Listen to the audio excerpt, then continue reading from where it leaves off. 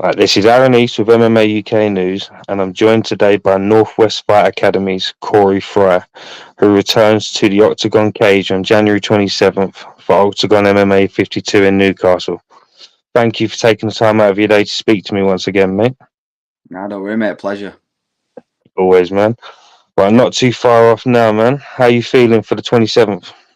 Yeah, feeling good. Feeling fresh. Weights on point. Yeah, I'm really looking forward to it, mate. I'm looking forward to putting on a performance of the night performance. I'm surprised that weight's on point after all the jam on toast and Cocoa Pops you might have had after your fight there. Yeah. But before we dive into what's next on your OKTAGON journey, I'd like to congratulate you on your phenomenal debut back in November. And as soon as the fight was over, and all the and all of all of what came in the first round, brought back to me what you mentioned in our previous chat before your victory. You're right that you pick him apart and take it wherever you wanted it to take it.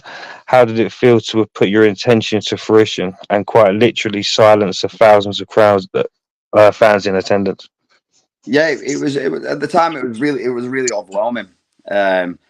Because it couldn't have gone any better, really. Obviously, a lot of people came to me and they said, "Oh, you got hit with this shot, you got hit with that shot," and I'm like, I'm fighting a guy with a massive boxing resume. Do you know what I mean? I'm fighting a top level prospect. I'm going to get hit.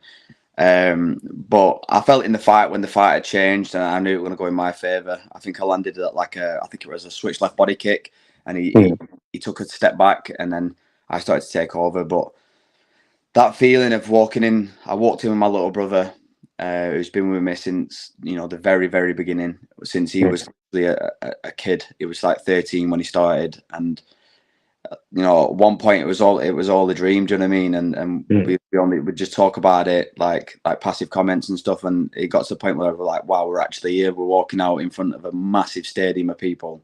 And I remember I got the win.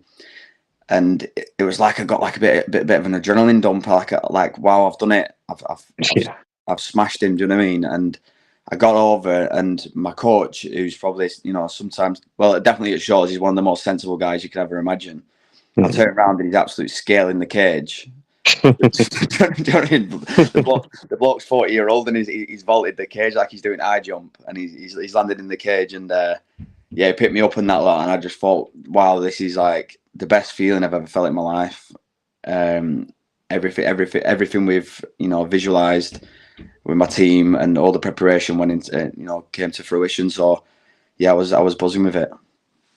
Yeah, no doubt about it, man. I mean, as you said, you had your brother there, and you had Steve and Aaron. It must have been absolutely incredible to have those three people in particular on such the biggest stage of them all of your career thus far.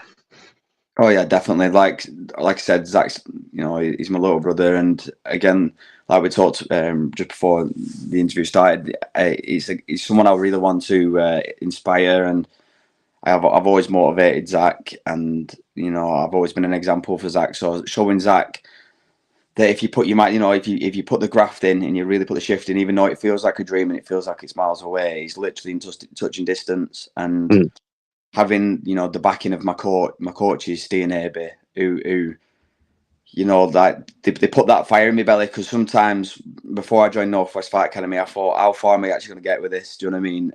Yeah. Like hoping for like a Cage Warriors contract and stuff like that. And I remember sitting down with Steve and Abe, and there was like, no, that we're going to the UFC, we're going to do this, we're going to do that, and they really lit a fire in my stomach. So yeah, it was absolute class to have all three of them in my corner. I've got Abe, who inspires me every day. Do you know what I mean? He's my closest friends, and and then Steve, who's like my guide at the moment through life, not just like training, but my personal life, and then like I said, my little brother. So what better three could you ask for in a corner on your biggest fight to date?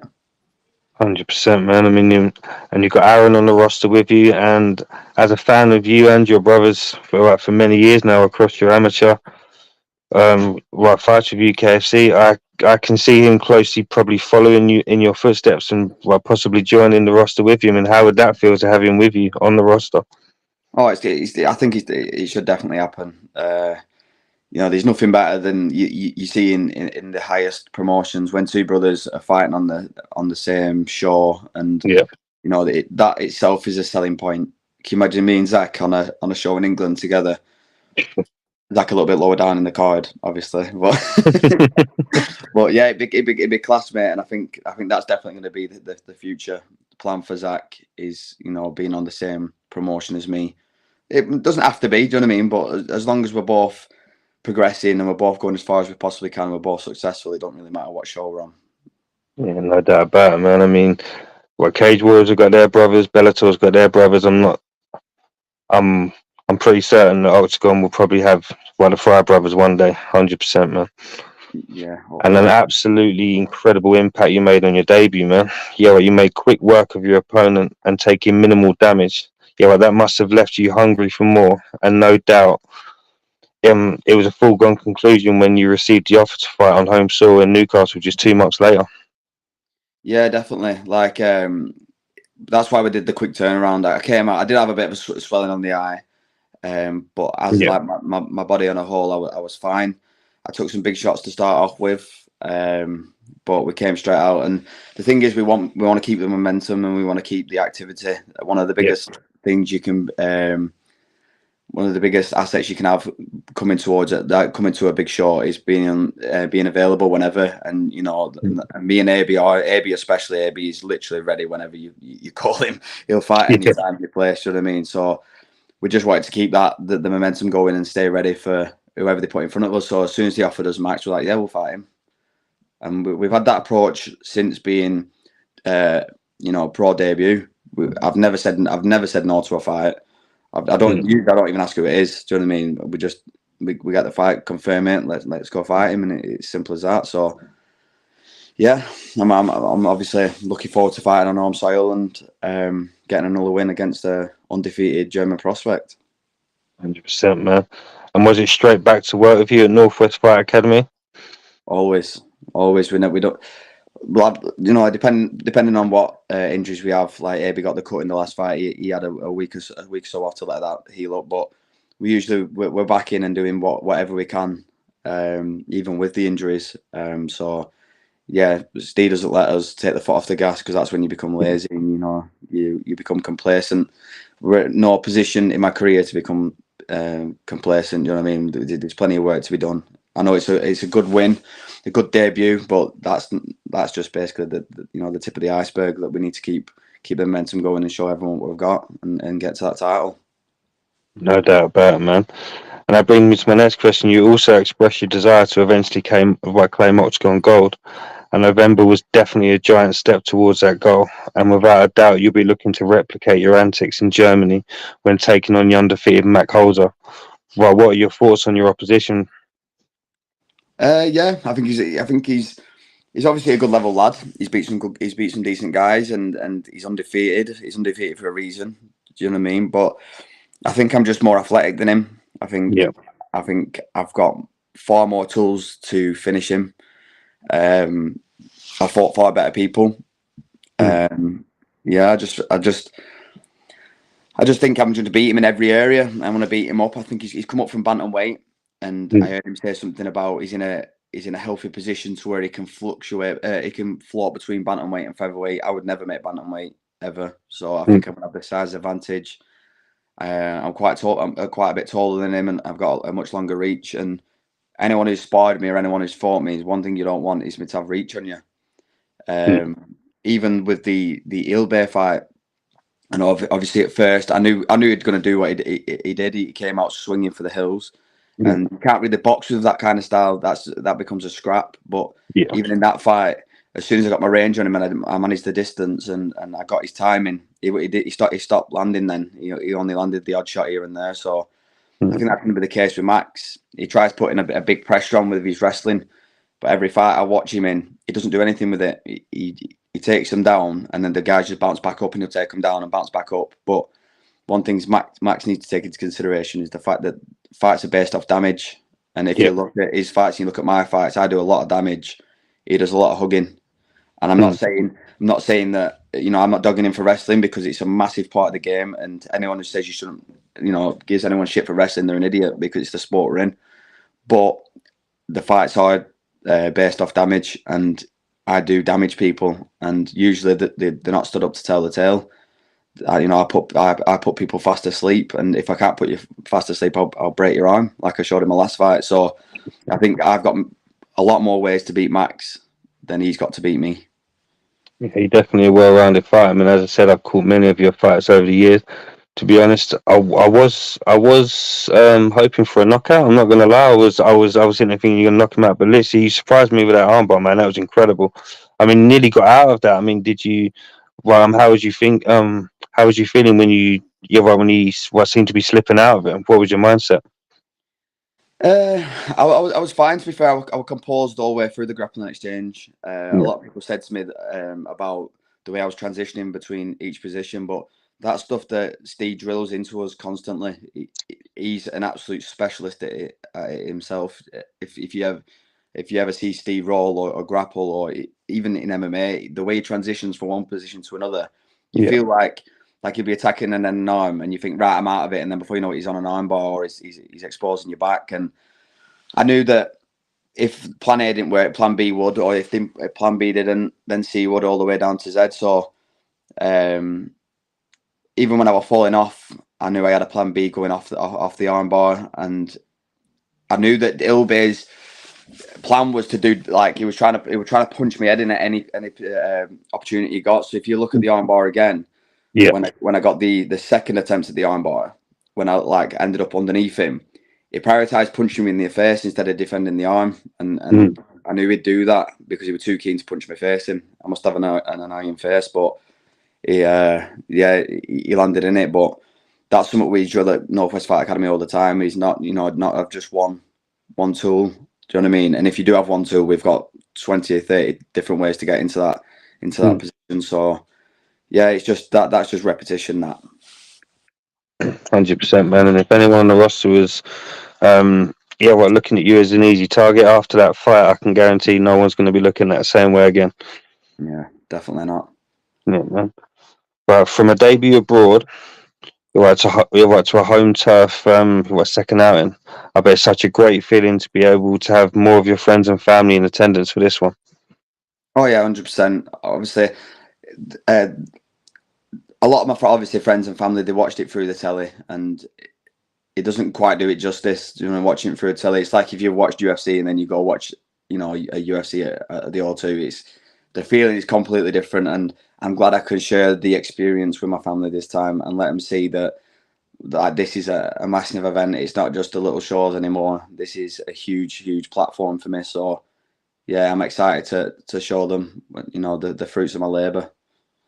Yeah, it must have, well, must have been a bit of a buzz as well. I mean, we all grew up like watching Channel 4 and that, tuning into boxing and whatnot. Must have been crazy knowing you was on Channel 4.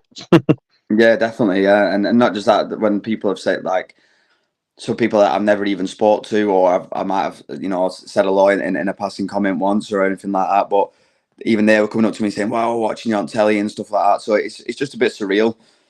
Mm. It's a lot to take in sometimes, and you have to ground yourself a little bit because it can go through your head a little bit. Do you know what I mean? But yeah, it's a lovely feeling, and I'm excited to do it again in next week. 100%. 100%, man. And with the promotion making their intentions highly known for the UK, but without a doubt, we'll be seeing many more inclusions for you to come in the UK.